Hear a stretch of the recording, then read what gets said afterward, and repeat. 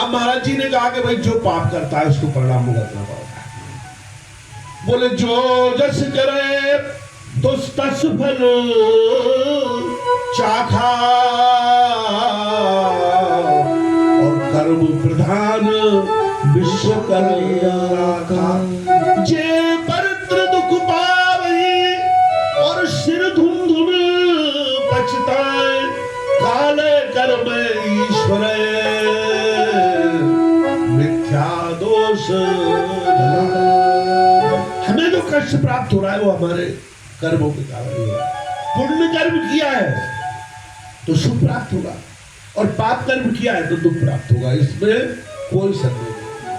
अब चंचला महाराज जी की कथा सुन रही थी, उसके मन में आया हे भगवान मैंने तो बहुत पाप किए, मेरे पति ने भी बहुत पाप किए, मैंने कहा अब मेरा उद्धार कैसे होगा। महात्मा जी बाहर से आए थे, किसी के घर ठहरे हुए थे, वहां गए उनसे मिलने। बोले महाराज जी मेरे से तो बहुत पाप हुए, मेरा उद्धार कैसे होगा। संत लोग बड़े दयालु होते हैं, करुणा निधान होते हैं संत लोग। तुलसी बाबा कहते हैं कि साधु जो रहते हैं वो मक्खन से भी सुकोमल होते हैं। साधु चरित शुभ सरस कपासु, सरस निरस गुण में फल जासु। जो सह दुख पर छिद्र दुरावा, बंदनीय जह जग जस पावा।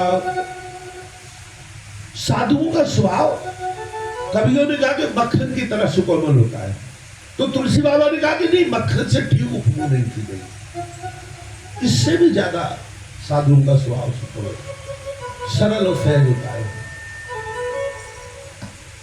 बोले नवनीत को, मक्खन को नवनीत भी बोलते हैं, नवनीत को आप ताप देंगे, आंच दिखाएंगे तो पिघलेगा वो, परंतु संत पुरुष दूसरे का दुख देख करके द्रवित हो जाते।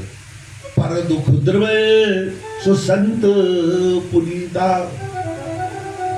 कहा कविन पे कवि कहित न जाना।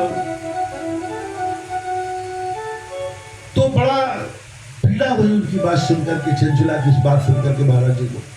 महाराज जी ने कहा कि बेटा अब एक ही उपाय है कि तुम ये 7 दिन अभी हम यहाँ है, कथा श्रवण करा रहे, कथा डेली सुनो और ओम नमः शिवाय मंत्र का जाप करो। भगवान जो है वो आपके सब पापों को क्षमा कर देंगे और आपको अपनी शरण में ले लेंगे, और आपकी दुखों से निवृत्ति हो जाएगी, और सब जो अशांति और पीड़ा है सब ठीक हो जाएगी।